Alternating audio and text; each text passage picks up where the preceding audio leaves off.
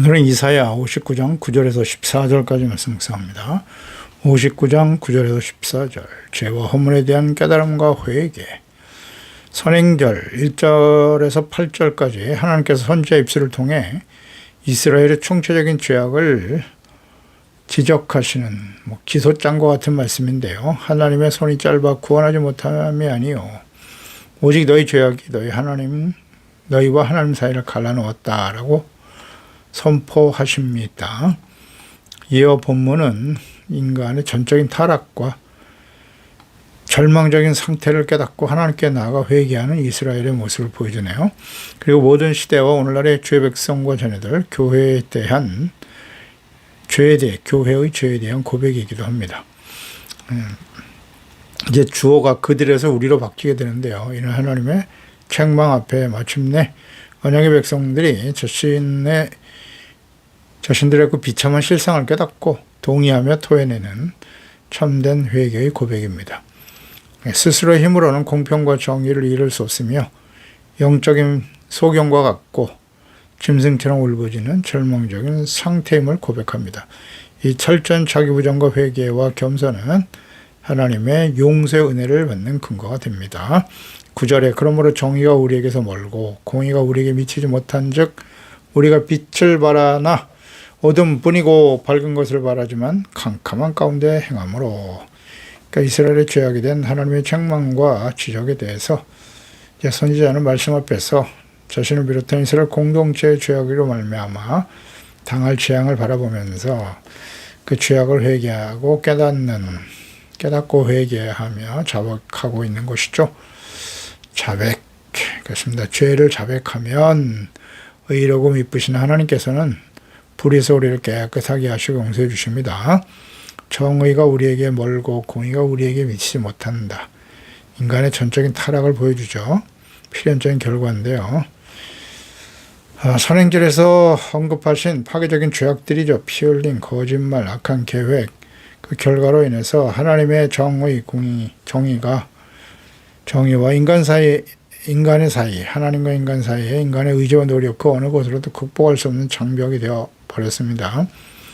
빛과 생명신 하나님과 죄로 인해 단절된 아담과 하와의 후손인 사람들, 특히 주의 백성들이 빛과 밝은 것, 즉 하나님의 축복과 평안, 구원을 갈망합니다. 그러나 죄의 문제를 깨닫고 회개하고 돌이키지 않고 용서의 은혜만을 바라는 것은 사실 헛된 기대일 뿐입니다. 스스로 위로워지려고 하는 율법주의적 노력은 외식과 위선적인 신앙을 만들 수밖에 없고요. 캄캄한 어둠의 죄악 가운데서 절망적인 영적 무기적 상태에 떨어지게 됩니다. 죄에 대한 철저한 회개 없이 구원의 빛은 결코 임하지 않습니다. 오늘 본문 말씀이 인간의 자력 구원이 얼마나 험한 것인가를 잘 보여줍니다. 이는 애굽에서 구원받은 언약 백성 이스라엘에게 시내 산에 두신 율법과 축복과 저주의 언약, 신명기 28장이죠. 끊임없이 신명기에서 강조하신 말씀이에요. 하나님의 말씀을 듣고 순종하거나 혹은 불순종하는 자들에게 주어지는 축복과 저주의 약속이죠. 이것은 이스라엘 역사 속에 그대로 성취되었고요. 오늘날도 유효한 하나님의 언약의 말씀이기도 하죠. 그러니까 이스라엘은 시내산 언약을 통해서 하나님의 율법을 지킬 때 빛과 생명을 누릴 수 있을 것이라고 약속을 받았고요. 그러나 그들이 언약을 파기했을 때 불순종하면 정의와 공의는 그들을 곁을 떠나게 되고 공의롭는 공의의 심판에 직면하게 되는 것입니다. 언약의 백성 이스라엘이 하나님의 계명과 언약, 수직적 관계죠. 하나님 10계명, 율법을 10계명으로 역하셨어요. 1계명, 4계명은 하나님 사랑. 이것이 이제 단절되면 수평적 사랑이죠. 수평적 관계. 5계명에서 10계명까지는 이웃 사랑의 실천이죠. 이런 관계가 깨어질 수밖에 없어요. 내가 이웃은 사랑하는데 하나님을 사랑하지 않고 이웃을 사랑할 수 없다는 거죠. 눈에 보이는 형제와 이웃을 사랑하지 않으면서 하나님을 사랑하는 것은 거짓말이라는 거죠. 그래서 이 하나님과의 관계가 깨어지면 모든 것이 다 깨어질 수밖에 없어요. 그러니까 이웃 사랑을 실천하는 정의는 다 무너지게 되는 것이고 공동체 전체는 죄악의 어둠에 떨어지게 되는 것입니다. 이는 단순한 개인의 부패와 타락과 절망만이 아니라 하나님의 말씀에 순종하지 않고 삶의 기준이 되지 못할 때 이스라엘 공동체, 교회죠. 필연적으로 겪게 되는 언약적 심판의 결과인 것입니다. 빛과 어둠, 밝은 것과 캄캄함의 대조는 이스라엘에 대한 하나님의 기대와 현실 사이에 너무나 큰 괴리를 보여주고 있는 것이죠. 빛은 하나님의 말씀을 순종하는 정의, 하나님의 말씀과 말씀 육신에 찾아오실 예수 그리스도이신 거죠. 빛, 말씀이고 말씀 육신에 찾아오실 그리스도. 시편 119편 105절에 주의 말씀은 내 발의 등이고 내 길의 빛입니다 라고 고백하고 있죠. 또 119편 130절에도 보면 주의 말씀을 열면 빛이 비친다. 우둔한 사람을 깨닫게 합니다 라고 증거하고 있어요. 요한복음 8장 12절이죠. 예수께서 또 말씀하여 이르시되 나는 세상의 빛인데 나를 따르는 자는 어둠에 다니지 않고 생명의 빛을 얻게 될 것이다 라고 말씀하셨어요. 그래서 하나님의 구원이 지연되는 이유는 하나님의 능력이 부족해서가 아니라 백성들이 빛보다는 어둠을 더 사랑하고 빛이신 하나님의 말씀을 거부하고 불순종하기 때문입니다. 간단한 진리죠. 이에 대한 자각과 어둠을 버리고 빛으로 속히 나와야 되는 것입니다. 요한복음 3장 19절 이하잖아요. 정죄는 이것인데 곧 빛이 세상에 왔을 때 예수께서 오셨는데 사람들이 자기 행위가 악함으로 빛보다 어둠을 더 사랑한 것이니라. 당시에 대제사장과 서기관 바리새인들, 의식하고 위선적인 신앙을 가진 자들이죠. 악을 행하는 자마다 빛을 미워하게 되고 빛으로 오지 않는다. 이는 그 행위가 드러날까 함이요. 정확한 지적이시죠. 빛이신 그리스도. 왜 그리스도께로 나오지 않죠? 사람들이. 어둠을 더 사랑하기 때문에 그래요. 어둠에서 얻어지는, 죄악으로 인해서 얻어지는 세속적인 쾌락과 유익, 이것이 훨씬 좋기 때문에 빛이신 그리스도께로 나오지 않는 거예요. 뭐 여러 가지 핑계를 대겠지만 빛이신 하나님과 그리스도를 영접하고 그분과 교제하면 죄악의 어둠이 드러나거든요. 그 드러날 때 언제나 우리가 중요한 진리예요. 빛을 받아들일 때 빛이 들어오면 자신의 마음속에 있는 죄악의 어둠이 드러나거든요. 드러날 때 둘 중에 하나예요. 그 죄를 깨닫고 회개하고 돌이키거나 아니면 빛을 차단하는 거죠. 예, 대부분 사람들이 빛을 차단하죠. 빛이신 그리스도를 싫어해요. 10절 우리의 맹인과 같이 담을 더듬으며 눈 없는 자같이 두루 더듬으며 낮에도 황혼때같이 넘어지니 낮에도 넘어지네요. 우리는 강장한 자 중에서도 죽은 자같이 되었다. 하나님 부정하고 거부하는 완고하고 교만한 언약의 백성들은 영적 소경과 같은 것이죠. 하나님을 떠난 인간은 아무리 지적 능력과 지혜가 탁월하다고 해도 영적으로는 한치 앞을 보지 못하고 불확실성과 두려움 속에 더듬으며 살아가는 소경과 같은 것입니다. 세상의 철학과 과학과 지식이 아무리 발달하여 대나처럼 밝은 것처럼 보이지만 하나님을 떠난 인간은 죄와 사망의 어둠 속에서 참된 행복과 구원과 영생에 대한 갈망은 있으나 끝없이 방황하며 넘어지다가 영원한 사망에 떨어질 수밖에 없는 것입니다. 이는 하나님의 계시와 언약의 말씀에 무지하고 또 하나님을 버린 이스라엘, 주의 말씀을 버린 이스라엘, 주의 자녀 백성들의 모습과 같은 것이죠. 신명기 28장 29절에 맹인이 어두운 데에서 더듬는 것과 같이 내가 백죄 더듬고 내 길이 형통하지 못하여 항상 압제와 노력을 당할 뿐이니 너를 구원할 자가 없을 것이다. 여기서 이 너는 하나님의 말씀을 불순종하는 주의 백성들을 의미하는 거예요. 맹인이 담을 더듬는 행위를 생명과 구원의 빛이신 하나님의 계시의 말씀을 상실한 이스라엘, 언약의 백성들의 방황하는 모습으로 볼 수 있겠죠. 결국 육신의 눈에 보이는 우상을 선택하고 따르게 되는 것입니다. 담은 경계이지만 보호막이에요. 앞을 보지 못하는 자에게는 거대한 장애물일 뿐입니다. 그렇겠죠. 하나님의 백성, 하나님의 말씀이라는 담, 보호해 주는 거예요. 죄와 사망에 떨어지지 않도록. 근데 이 보호막을 잃어버린 이스라엘은 울타리죠, 울타리. 더 이상 어디로 가야 할지 알지 못하고 방황하다가 우상을 따르며 공의 심판에 직면하게 되는 것이죠. 어렵지 않아요.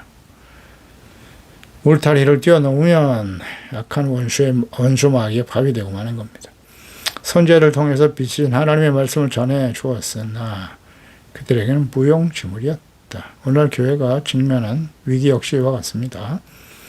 외형적으로는 크고 화려한 교회의 건물과 많은 교인들과 재정을 가지고 있고 모든 것이 대낮처럼 밝아 보이지만 빛이신 그리스도와 말씀을 듣고 믿어 순종함으로 빛의 열매인 착함, 의로움, 진실함 이런 열매가 사라져버린 교인과 교회는 세상의 담벼락을 더듬으며 비틀거리는 죽은 자와 같다. 영적 소경과 같은 것이죠. 강제한 자 중에서도 죽은 자 같다. 이스라엘은 겉보기에는 풍요롭고 생명력이 넘치는 데 있지만 그들의 내면은 영적으로 죽은 자와 같다는 거죠. 마지막 시대에 심판이 임박한 교회의 모습이죠. 요한계시록 3장 1절에 사대 교회의 사자들에게 편지하라. 하나님의 일곱 영과 일곱 별을 가지신 이가 이르시되 내가 너의 행위를 아노니 내가 살았다는 이름은 가졌으나 죽은 자로다. 오늘 이 시대의 교회의 모습이죠. 이러한 당시 이스라엘과 언약의 백성들이 맞이하게 될 결말을 우리는 잘 알고 있죠. 이러한 모습을 답습하고 있는 이 시대의 교회와 교인들이 맞이하게 될 미래가 어떠한지를 알고 기회가 주어졌을 때 진심으로 회개하고 돌이켜야 할 것입니다. 내 삶의 모든 조건이 대낮처럼 완벽하게 갖추어져 있음에도 불구하고 늘 불안하고 또 넘어지고 방황하고 있지는 않습니까? 문제는 내 주변에 빛이 부족해서가 아니라 빛이신 하나님과의 거리가 멀리 떨어져 있거나 영적인 소용의 상태이기 때문일 것입니다. 우린 스스로 강장한 자라고 착각하거나 교만하지 말고요. 나의 영적 무능함을 철저히 인정하고 주여 내가 보기를 원하나이다 라고 부르짖었던 소경 바디메오처럼 하나님의 자비와 구원의 은혜를 구해야 될 것입니다. 11절 우리가 곰같이 부르짖으며 비둘기같이 슬피 울며 정의를 바라나 없다. 구원을 바라나 우리에게는 멀도다 라고 탄식하고 있습니다. 충족되지 않는 구원의 갈망이죠. 곰의 부르짖음, 비둘기의 슬픈 울음소리. 이것은 깨어난 양심이 겪는 끔찍한 고통의 모습이기도 하네요. 죄로 인해서 하나님과 단절된 영혼은 그 어떤 세상적 위로로도 채워지지 않죠. 때로는 곰처럼 분노하고 절망적이며 부르짖고 때로는 비둘기처럼 깊은 우울과 슬픔 속에 탄식하게 되는데 이것이 구원받지 못한 자들의 실존적 고통이죠. 동시에 하나님의 구원을 갈망하도록 성령께서 주시는 거룩한 절망 혹은 갈망이라고 할 수 있겠죠. 스스로의 힘으로는 구원이 멀다는 것을 깨닫는 이 탄식은 주님의 은혜를 사모하는 겸손함의 시작일 수 있습니다. 그래서 죄에 빠진 사람은 폭력적인 짐승처럼 분노하다가도 결국 한 마리 새처럼 연약하게 슬퍼하는 모순적인 모습을 가진 존재죠. 정의와 구원을 바라면서도 죄악된 삶에서 벗어나지 못하고 탄식할 수밖에 없는 연약한 존재입니다. 이 처절한 탄식이 인간 스스로는 결코 자기를 구원할 수 없음을 인정하는 자기 부정의 절정이라 하겠습니다. 내 안에는 구원의 근거가 전혀 없음을 인정할 때 비로소 진정한 구원의 소망이 시작됩니다. 나의 절망적인 신음을 들으시는 하나님을 믿고 의지해야 합니다. 오직 그분만이 우리의 탄식을 찬양으로 바꿀 수 있는 유일한 구원자가 되십니다. 12절에 이는 우리의 허물이 주 앞에 심히 많으며 우리의 죄가 우리를 쳐서 증언나오니 이는 우리의 허물이 우리와 함께 있음이니라. 우리의 죄악을 우리가 아나이다. 죄는 외투처럼 벗어 쉽게 던져버릴 수 있는 것이 아니라 우리의 심령 또 우리의 생각과 마음에 암세포처럼 깊이 뿌리를 내고 있습니다. 내리고 있어요. 그래서 1절에 8절에서 하나님의 그 지적하신 죄악들이 모두 사실이고 우리들 가운데 있음을 인정하고 고백하며 탄식하고 있는 것이죠. 이것을 진심으로 회개하고 돌이켜야만 하는 것입니다. 이러한 태도가 용서의 은혜를 향한 진정한 겸손의 모습입니다. 자신의 죄를 인정하고 애통하는 자에게 용서의 은혜와 위로가 임하게 됩니다. 마태복음 5장 4절이죠. 애통하는 자는 복이 있다. 그들의 위로를 받을 것이며 사실 이렇게 자신의 죄를 인식하고 회개할 수 있는 것은 철저한 하나님의 은혜입니다. 빛이신 하나님과 말씀이 심령 속에 비춰질 때 죄가 드러나죠. 그런데 성령께서 우리 가운데 임하시고 깨우쳐 주실 때만 진실한 회개에 이를 수 있게 되는 거예요. 성령님의 도우심이 절대적이죠. 시편 34편 18절에 여호와는 마음이 상한 자를 가까이 하시고 충심으로 통회하는 자를 구원하신다고 하셨어요. 또 시편 51편 17절에도 말씀합니다. 하나님께서 구하시는 자는 상한 심령이죠. 하나님이 상하고 통회하는 마음을 주께서 멸시치 아니하실 것입니다. 아멘이죠. 이사야 57장 15절에서도 보았죠. 지극히 존귀하며 영원히 거하시며 거룩하다 이름하느니가 이와 같이 말씀하시되 내가 높고 거룩한 곳에 있으며 또한 통회하고 마음이 겸손한 자와 함께 있다. 이는 겸손한 자의 영을 소생시켜 통회하는 자의 마음을 소생시키려 하심이라. 새롭게 하신다는 거죠. 죄에 대한 무감각은 가장 무서운 영적인 질병이요 사망의 징조이죠. 성령께서 감동하여 주셔서 말씀의 빛을 비춰 주시도록 우린 끊임없이 기도해야 할 것입니다. 13절에 우리가 여호와를 배반하고 속였으며 우리 하나님을 따르는 데에서 돌이켜 포악과 폐역을 말하며 거짓말을 마음에 잉태하여 나았다. 죄가 어떻게 삶의 열매로 구체화되는가를 잘 보여주고 있네요. 모든 죄의 근원은 언제나 하나님을 배반하고 즉 하나님 말씀에 대한 불순종과 반역으로 나타나죠. 여기서 출발하는 겁니다. 빛이신 하나님으로부터 돌이킨 등을 돌려버린 인간의 마음은 즉각적이죠. 죄악의 어둠 속에 속하게 되는 거예요.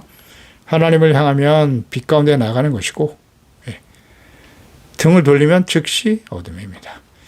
거짓말을 마음에 잉태하여 나왔다. 진리의 말씀을 거부하고 등을 돌리면 육체의 욕심과 세상에서 들려오는 사람들의 소리, 거짓에 사로잡히게 되어 있습니다.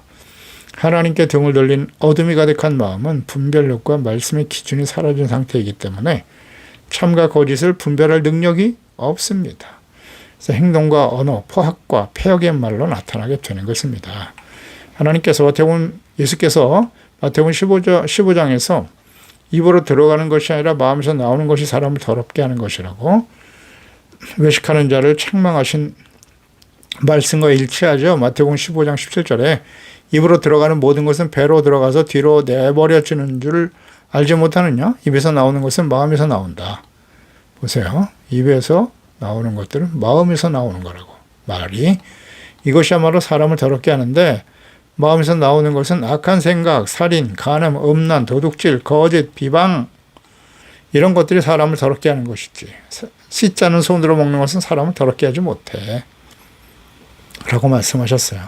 교만하고 폐역하며 무지한 이스라엘은 하나님을 버렸기 때문에 필연적으로 이웃을 향한 포악이죠. 강탈과 압제를 행하게 된 것입니다. 우상숭배는 탐욕을 위해서 이웃을 짓밟는 삶의 방식으로 나타납니다. 이웃을 속이고 사회적 약자의 거짓된 저울을 사용하는 모든 폐역, 결국 하나님을 속이고 배반한 탐심에 따라 행동하는 우상숭배일 뿐입니다. 죄를 세 가지 차원으로 정리해서 고백하고 있네요. 첫째는 이제 배반, 반역으로 나타났죠. 하나님의 주권을 거부하는 것으로.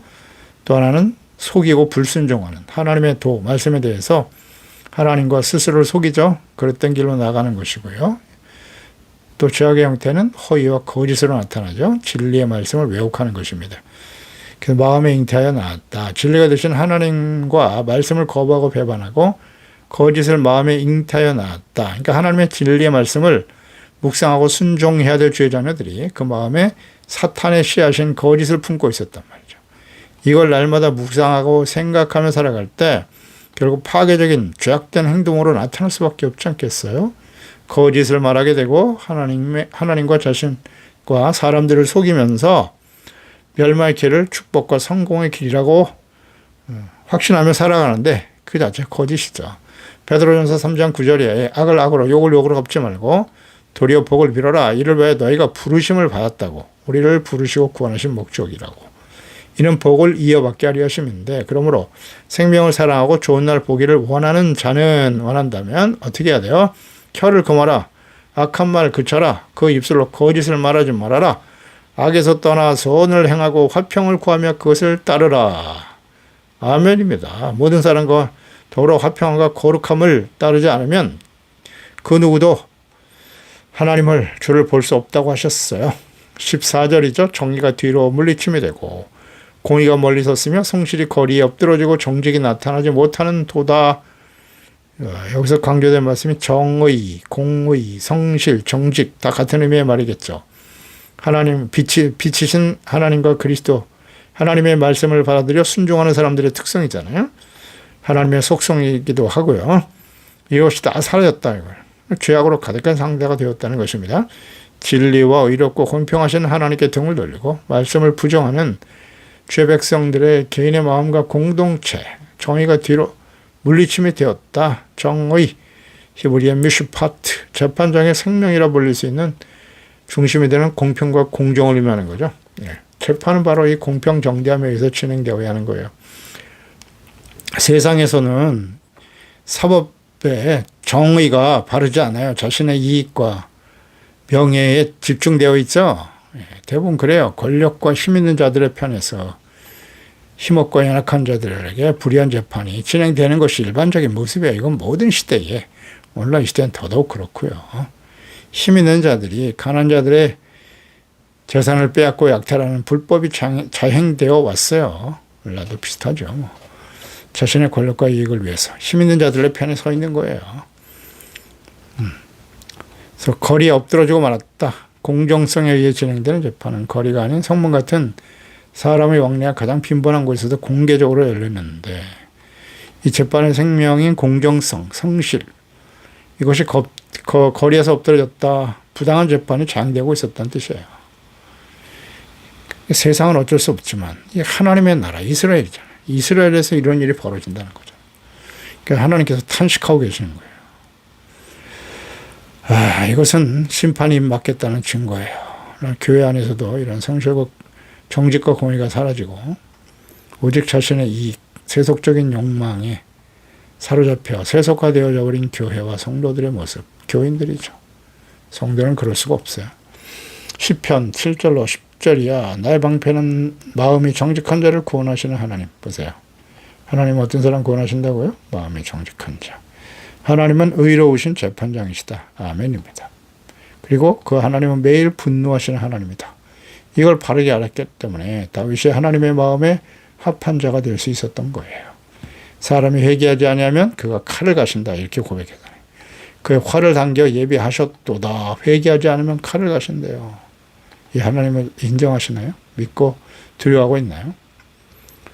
이 하나님 앞에 항상 자신을 낮추고 겸손하고 두렵고 떨리는 마음으로 주님을 섬기는 종들이 되어야 할 것입니다. 기도하겠습니다. 하나님 아버지, 오늘도 주의 말씀을 듣습니다. 그렇습니다. 우리는 하나님 앞에 주님의 은혜가 아니면 도저히 구원에 이를 수 없는, 의에 이를 수 없는 절망적인 존재들이에요. 우리의 마음과 생각이 공의에서 멀고 정의와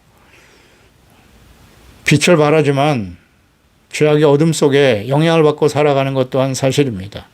하나님이여, 저희들을 불쌍히 여겨주시고 오직 빛이신 예수 그리스도, 빛이신 하나님의 말씀을 받아서 드러난 우리의 죄악들을 철저하게 회개하고 돌이키고 겸손히 하나님의 용서의 은혜를 사모하는 자들이 되게 하시고요.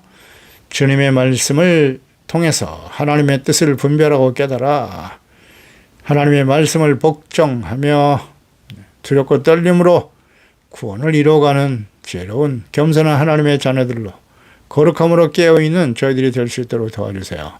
예수님의 이름으로 기도드리옵나이다. 아멘.